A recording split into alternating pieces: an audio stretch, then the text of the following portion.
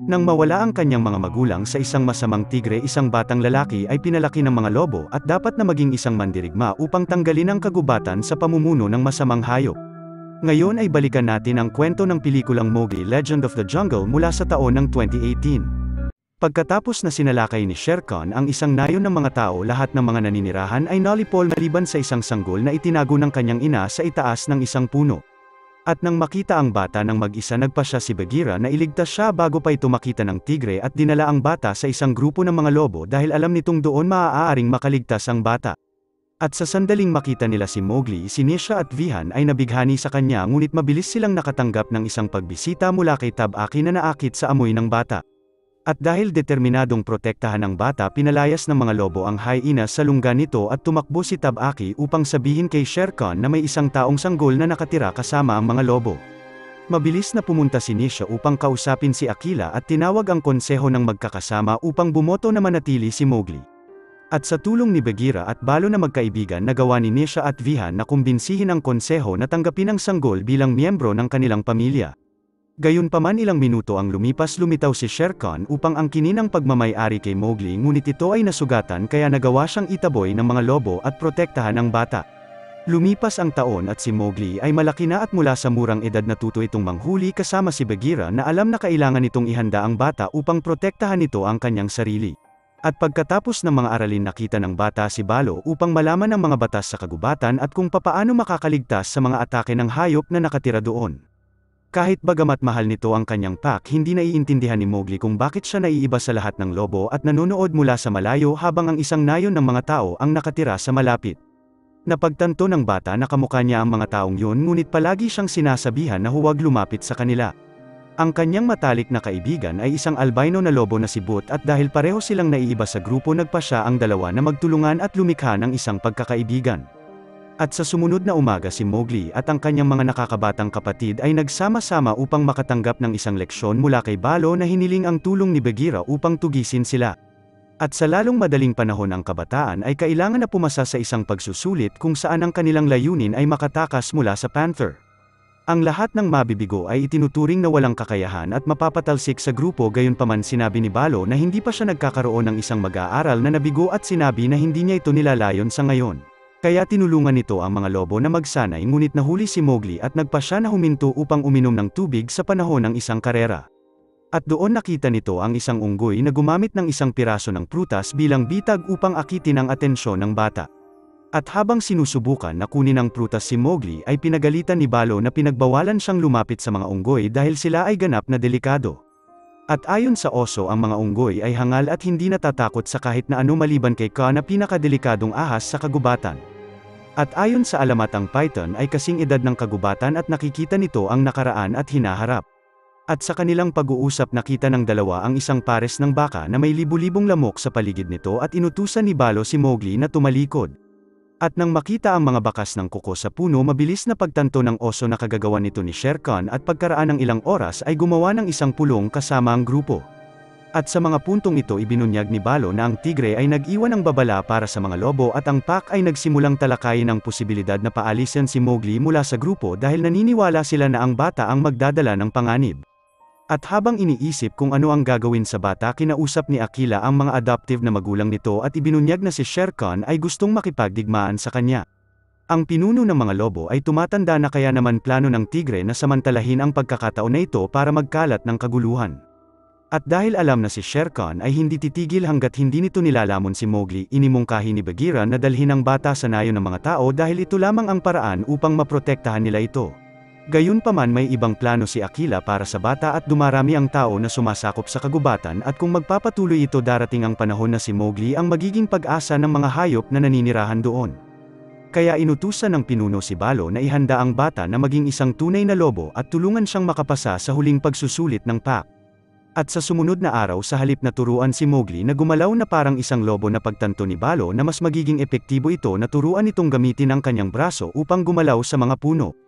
At sa kabila ng pagkakahulog nito ng maraming beses, ang bata ay nagpakita ng pag-unlad sa paggamit ng kanyang bagong kasanayan at pinatunayan na isang magaling na estudyante. At pagkatapos ng pagsasanay, ang batang lalaki ay nagpunta sa lawa para maligo at nagpasyang sumisid upang lumangoy kasama ang mga isda. At sa mga sandaling yun lumitaw si Shere Khan upang uminom ng tubig at nawala ng pag-asa si Mowgli sa takot. At nang makita ang tigre ginamit ng bata ang kanyang paa upang kumapit sa isang troso sa ilalim at naghintay sa hayop na umalis. Pagkatapos ay tumakbo ito sa kagubatan at nauwi ito sa paghabol sa kanya ngunit sa kabutihang palad nahulog ang bata sa isang bitag na ginawa ng mga tao at hindi ito gaanong nasaktan. At lumipas ang ilang sandali siya ay iniligtas ng isang elepante at lumitaw si Bagheera upang tignan kung ayos lamang ang bata. At magkasama pareho silang bumalik sa pack at sa gabi pinakita ng Panther kay Mowgli ang grupo ng kalalakihan na pumunta doon upang puksain ang tigre na nagnakaw sa kanilang mga baka. At sa oras na yun sinabi ni Bagheera na ang kagubatan ay hindi naligtas para sa bata at sinabi na ang pinakamahusay na paraan para makaligtas ito ay pumunta sa nayon ng mga tao. At nang marinig ito hindi nito tinanggap ang sinasabi ng Panther at sinabi na isa siyang lobo. At dahil gustong malaman pa ang tungkol sa mga tao nagpas siyang pagmasdan ito ng bata sa gabi at nakita si Tabaki. At habang papalapit ito sa apoy nauwi ito sa isang aksidente at napagtanto ni Mowgli na ang apoy ay maaaring gamitin bilang sandata. At sa umaga ang araw ay dumating para kay Mowgli na patunayan ang kanyang sarili na karapat-dapat na maging isang miyembro ng grupo at siya ay sumali sa iba pang batang lobo upang simulan ang karera. At sa oras na nagsimulang tumakbo ang grupo at si Mowgli ay nagpasya na ihiwalay ang kanyang sarili mula sa iba pang lobo dahil alam niyang hindi niya mahahabol ang mga ito.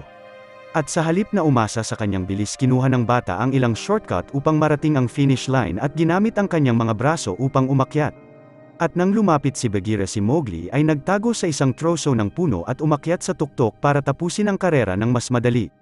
Gayunpaman sa mga oras na tatapusin ng bata ang karera nagawa siyang mahuli ng Panther at tulad ng inaasahan ang bata ay patatalsikin sa pack. At dahil nagalit nagpas siyang umalis si Mowgli at tumakbo ng mag-isa sa kagubatan. At ilang minuto nakita nito ang mga unggoy at nagpas siyang huwag pansinin ang mga sinabi ni Balo. At habang sinusubukan na makuha ang prutas na uwi ito sa paghuli sa bata at sibot na hinahanap ang kanyang kaibigan at nakita siya na kinuha ng mga unggoy. At pagkatapos ng karera tinanong ni Balo si Bagheera kung bakit si Mowgli lamang ang naging target nito sa panahon ng karera at nauwi ito sa pagtatalo nila. At sa panahon ng labanan pinaliwanag ng Panther na kailangan niya itong gawin upang pumayag ang bata na pumunta sa nayon ng mga tao dahil doon lamang siya magiging ligtas. At habang nagpapalitan ng kagat ang dalawang magkaibigan lumitaw si Boot at pinaalam sa kanila na si Mowgli ay nahuli ng mga unggoy.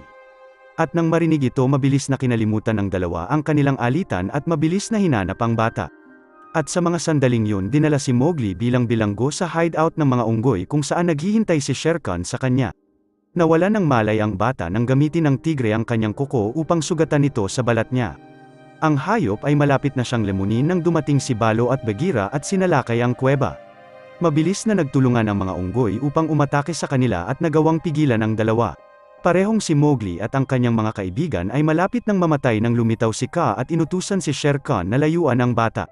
At matapos na ibalik si Mowgli kay Belo at Bagheera umalis ang sawa at pumunta ang tatlo sa lawa upang gamutin ang kanilang mga sugat. At habang nakahiga ito sa tubig nagtataka ang bata kung bakit dumating ang ahas upang iligtas siya ngunit hindi nito makita ang sagot. At sa sumunod na araw tinanggap si Mowgli pabalik sa pack upang gumaling ito bago umalis habang si Boot ay sinusubukan siyang pasayahin. Gayunpaman sa pagkakataon na ito ang albino na lobo ay nakarinig ng masasakit na salita mula sa kanyang kaibigan at labis itong nasaktan. At nang umalis si Boot pinagsisihan ni Mowgli ang kanyang sinabi at napagtanto na inilabas lamang nito ang kanyang pagkabigo sa batang lobo. Sa paghahanap sa mga sagot nagpasya itong pumunta sa hideout ni Kaa at nagtanong kung bakit siya iniligtas ng sawa mula sa mga unggoy. At sa mga sandaling ito inihayag ng sawa na ginawa niya ito sa parehong dahilan na humantong sa elepante upang iligtas ito sa isang bitag. At ayon sa kanya ang nilalang ng kagubatan ay pinapanood si Mowgli dahil siya ay nakatakdang mamuno sa lahat ng mga hayop na nakatira doon. Samantala si Akela at ang mga matandang lobo ay lumabas upang mangaso at hinabol ang isang hayop ngunit nabigo silang makahuli. At nang bumalik ang grupo nakita ng pinuno si Shere Khan na nagdala ng ilang baka bilang regalo sa mga lobo. At sa paraan na ito nakumbinsin nito ang grupo na si Akela ay hindi na sapat na malakas upang manatiling pinuno at nagtagumpay na lumikha ng isang pag-aalsa. At sa mga puntong ito hinamon si Akela ng kanyang sariling miyembro at sinabi na kung sino man ang makakatalo sa kanya ay ang magiging bagong pinuno. Nang biglang sumulpot si Mowgli at sinubukan na makialam sa labanan ngunit pinigilan ni Balo at sinabing isa ito sa mga batas ng mga lobo. At sa pagtingin sa paligid nakita ng bata si Shere Khan at ang kanyang unang instinct ay tumakbo ng malayo mula sa hayop. Pagkatapos ay tumakbo ang bata sa nayon ng mga tao upang kunin ang isang nasusunog na sanga at bumalik sa lungga ng mga lobo. At nang makita nitong sugatan si Aquila na naghihintay sa susunod na kalaban, nagpasya ang bata na gumamit ng apoy upang ipagtanggol ito at pigilan ang ibang lobo na lumapit sa kanya. At dahil sa adrenaline na dumadaloy sa kanyang mga ugat, tinipon ni Mowgli ang lakas ng kanyang loob at nagbanta na susunugin si Shere Khan kung muli itong lilito sa lugar. At matapos na umalis ang tigre, inutusan ni Aquila ang bata na umalis dahil ginamit nito ang sandata ng mga tao laban sa mga lobo sa kanyang pack. At dahil hindi makapaniwala na siya ay pinapatalsik, muli tumingin si Mowgli sa kanyang mga magulang at sa mga kaibigan nito para sa suporta, ngunit wala sa kanila ang nakatulong sa kanya. At sa gabing yun, habang tumatakbo sa kagubatan ng bata, ay napaligiran ng isang grupo ng mga kalalakihan at dinala sa nayon ng mga tao ng labag sa kanyang kalooban. At matapos na hampasin sa ulo na wala ng malay ang bata at nang magising na pagtanto nito na siya ay nakulong sa isang kulungan. At dahil natatakot sa maaaring gawin ng mga tao sa kanya, sinubukan ng bata na tumakas at ginamit ang bigat ng kanyang katawan upang subukan na sirain ang metal na hawla. At makalipas ang oras ng mapagod ang bata, dinalhan siya ni John ng pagkain, ngunit hindi ito makain ni Mowgli. At dahil naninirahan ito sa kagubatan mula sa panang sanggol, hindi pa ito nakakakain ng ganon, kaya mas pinili nitong hindi kumain. At sa gabi nakatanggap si Mowgli ng bisita mula kay Bagheera at labis na natuwa sa paniniwalang nandun ang panther upang iligtas siya. Ngunit hindi nagtagal bago napagtanto ng bata na ang kanyang kaibigan ay walang plano na ibalik siya sa kagubatan dahil alam nitong mas ligtas ang bata doon. At bago umalis, pinayuhan ni Bagheera si Mowgli na gumawa ng paraan para matutunan ang paraan ng mga tao at nangako na magiging maayos ang lahat. At sa panahon ng pag-uusap, inihayag ng pusa na lumaki ito kasama ang mga tao at namuhay ng nakatali sa loob ng palasyo ng isang hari.